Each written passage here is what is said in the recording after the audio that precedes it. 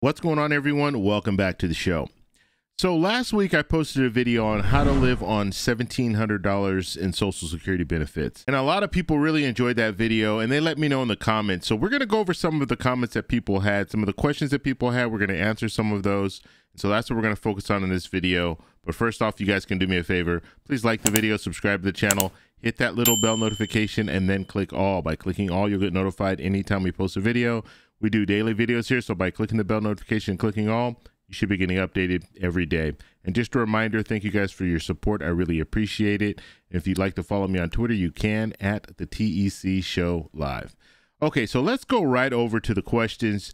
You guys had questions. You guys had some statements to make, which I really appreciate because that lets me know that this is some content that you guys are interested in looking at. So I'm definitely going to put out some more content when it comes to the lifestyle on how to live on $1,700 in Social Security benefits or less.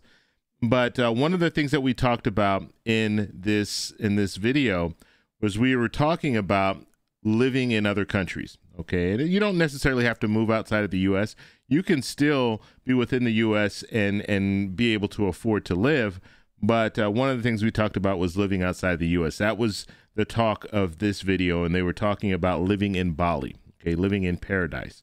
Okay, let me go ahead and go over some of these questions that you guys had and some of the statements that you made. We're going to talk a little more in depth about them. So the first comment here was from Gloria. Gloria, thank you for your comment. David, this video is very interesting. Thank you. Okay, so we'll do more of these in the future, so make sure you guys stay tuned.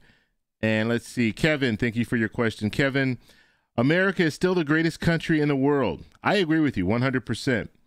I will never leave this country to live in another. Many lives have been lost so we could have our freedom. If you choose to live in another country, that is your decision. God bless the United States. And so obviously Kevin's making a statement here. He wants to stay in the United States. He has no plans of going somewhere else. I'm just letting you guys know when it comes to options, there are people that are living outside of the U.S., U.S. citizens living outside of the U.S., and they are thriving and they're enjoying themselves. And I'm the type of person, I like different. I like to travel. And although I'll always call the U.S. home, I like to get out there and see what else is out there and just see something different, not just see the same old thing that we see in the U.S. Day in and day out. Okay, so let's move on here. So this is Carlos. Carlos, thank you for your comment. To me, it sounds crazy that any American would want to live somewhere else. I lived here over 45 years and never went back to my country. Here, at least you can move to another state if you can't afford it where you live anymore. So interesting. That's an interesting comment there. Yes, you could move to other states in the U.S., so you don't have to move outside of the U.S. But what do you get when you move? That's one of the things you have to think about too, because some of these people, when I say they're living in paradise, I mean they're living right next to the beach and things like that, and they're paying $300 or $400 a month. And so if you moved to next to the beach in the U.S., that's not really an option.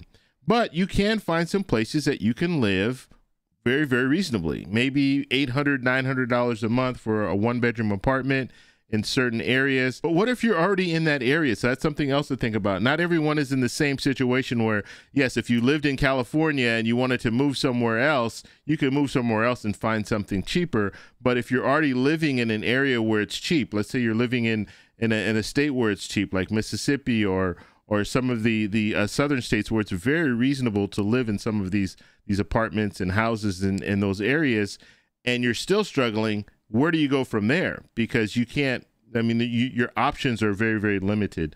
So although I agree with you, when it comes to the U.S., there are places that you can live that are very affordable. You might already be living in one of those affordable areas and still struggling and looking for another option. Okay, let's go ahead and continue here. Diane, thank you for your question, Diane. Where can I sign up at to live in different countries? So you really don't have to sign up anywhere. All you need to do is do some research and get out and travel and look at some of these different locations. And she's just saying she's from Southern Illinois.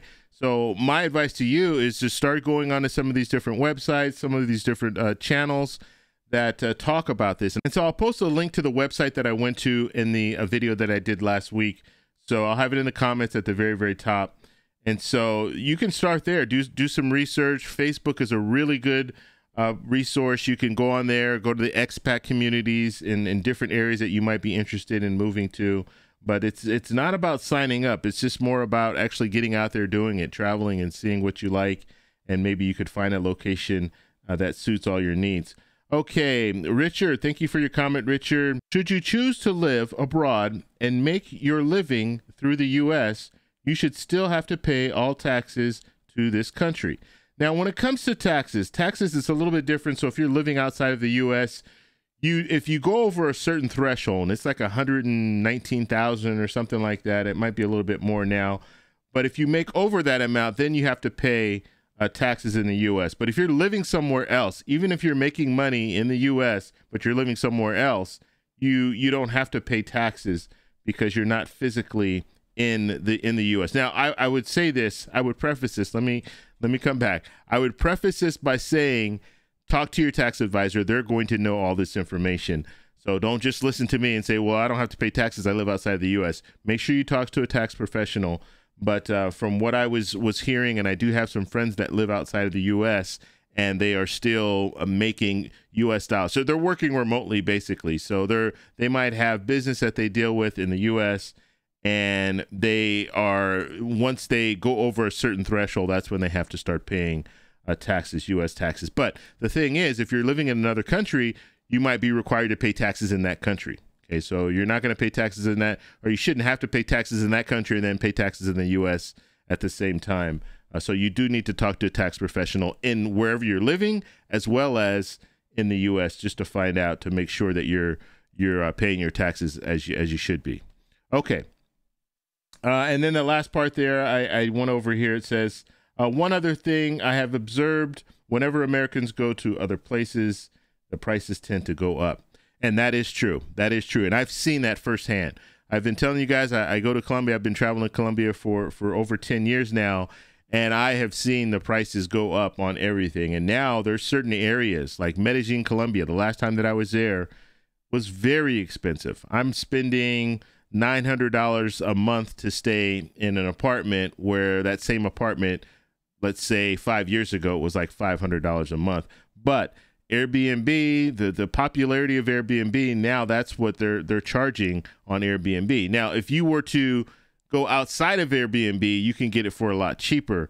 But when you're traveling, especially like in my situation, I'm traveling, I don't have the time to sit down and especially if you're not even in that location. If you're, let's say you're in the U.S. and you're trying to find property, or trying to find a rental property in another country, in Colombia, let's just say that, it's very hard to find. And so you kind of have to go through Airbnb, and by going through Airbnb, they're going to charge you a lot more. And so what a lot of people will do is, especially if they know that they're going to be in a certain area for a period of time, let's say 3-4 months, they'll get there using Airbnb. They'll stay for a week or 2 weeks, and they're looking for properties while they're there, and then they'll move to that new property and they can get it for a lot cheaper. Okay, let's get back to some of the comments that you guys had here. Okay, so Jim here, thank you for your support. And I don't know if you guys realize this, I don't think I've ever talked about this before, but when I get the comments, it shows me if you guys are subscribed to my channel.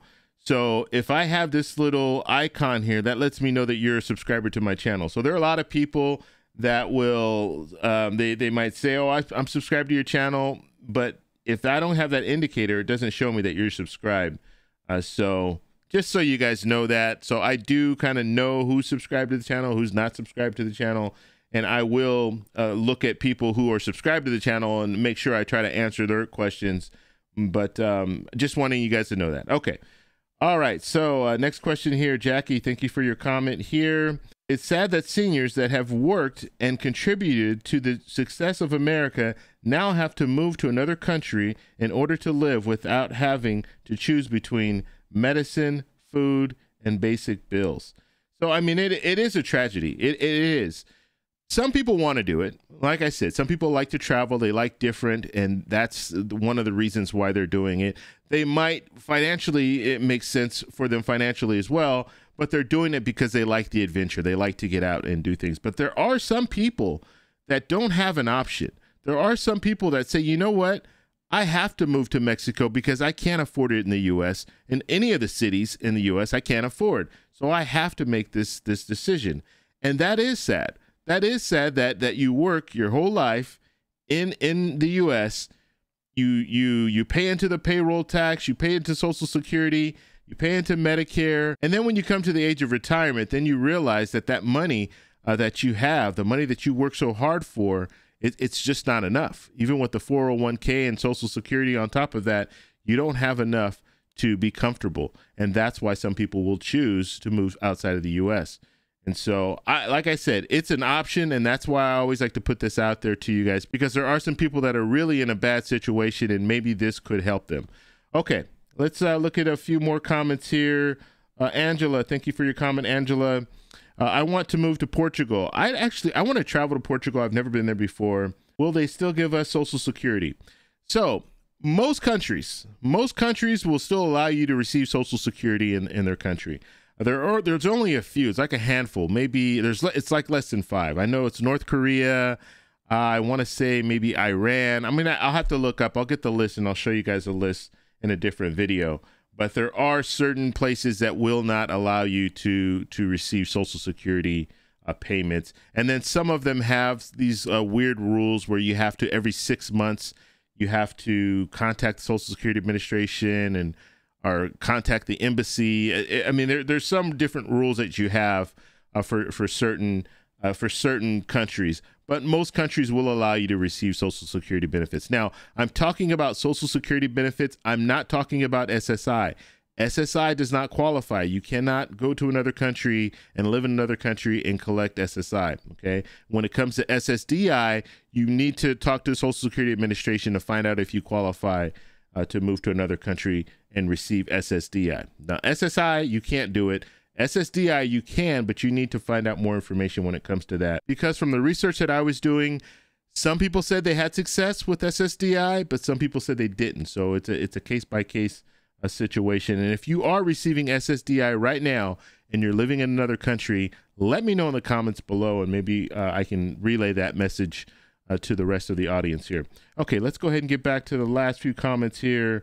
Ghostman, thank you for your comment here. And Ghostman is saying, leaving and living cheaper and in peace. So he's going somewhere. He's actually going to be leaving the U.S. and living somewhere else. Okay, last post here, and this is from Miss Shalib. Okay, so she says, my husband and I were looking to move to another country, which is fine, but not all places in other countries have homes or places that are senior citizen friendly. I'm going to come back to this because this is very important. Lots of stairs, steps, hills, rocky land. I looked at all of that, and the fact that you can only shop at certain times of the day and not on weekends. There were so many factors to consider, including medical. It takes adjustment. It can be done, but at our age, we decided to stay in the States. I am not going to panic. The news and social media always push the boundaries and scare people. I paid into my Social Security all these years, and I am not about to let some idiots on Capitol Hill take away what I have worked for. I will visit other countries, like David said, for 6 months to visit, but I will return home because it's home. And so that's actually a really great comment there. So thank you very much for that. I appreciate that. You said a lot there.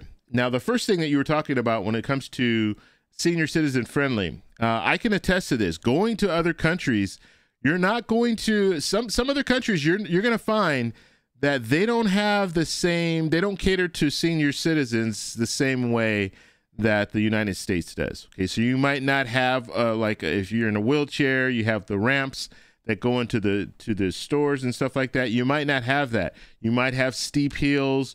You might have a situation where they don't have elevators. I've stayed in a hotel. I stayed in a hotel. It was a 5-story hotel, so it's not very tall, but they didn't have an elevator. And so when I brought my luggage in, I had to haul my luggage, and they didn't have a bellhop either. So when I brought my luggage in, I had to take my luggage. I usually like to stay on the top floors, the 4th or the 5th floor. Like I want to stay on the top, just for security reasons. It's a little bit harder for people to break into your stuff if you're up there.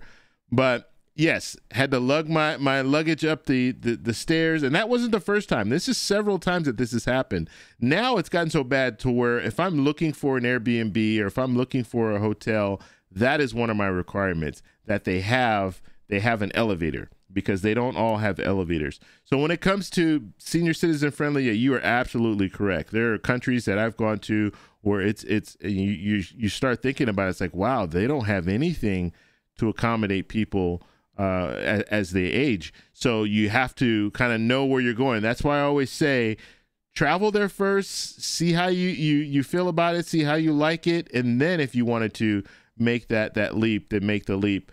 But don't just go there thinking, okay, yeah, everything is going to be just like the U.S., because in some situations it's not going to be like the U.S. And you're going to think, okay, well, why don't they just put this stuff in? Well, they don't. Their governments aren't run the same way that our government is, where the people can say, hey, look, we want this here, we want a stop sign here, we want you to fix these potholes, and we want, you know, asphalt here and a sidewalk and all of that stuff. It's not the same. It's just not the same. So you just have to, that's one of those things that you would have to adjust to, especially if you're going to South America, Central America. You will run into that where you'll be walking, there's no sidewalk, and you're walking pretty much on these different little potholes. And I mean, it's one of those situations where you have to be looking down when you're walking. You can't be on your phone unless you really know that area well, because you can step into a hole. And I can actually say this about Colombia. The last time I was in Colombia, I was really noticing this, but the covers that go over, like the manhole covers, and you know, where the irrigation system and all that underneath the ground, a lot of those have been stolen. They'll actually steal it and sell the copper or whatever it is. They're selling that. So you have all these manholes that don't have a cover over them. And so you really have to be careful when you're walking, because some of those things are really big. And if you step off into one of those, you're going to be in a lot of pain. So you have to pay attention when you're walking, and you can't be on your phone. You shouldn't be on your phone anyway. You should be paying attention to your surroundings.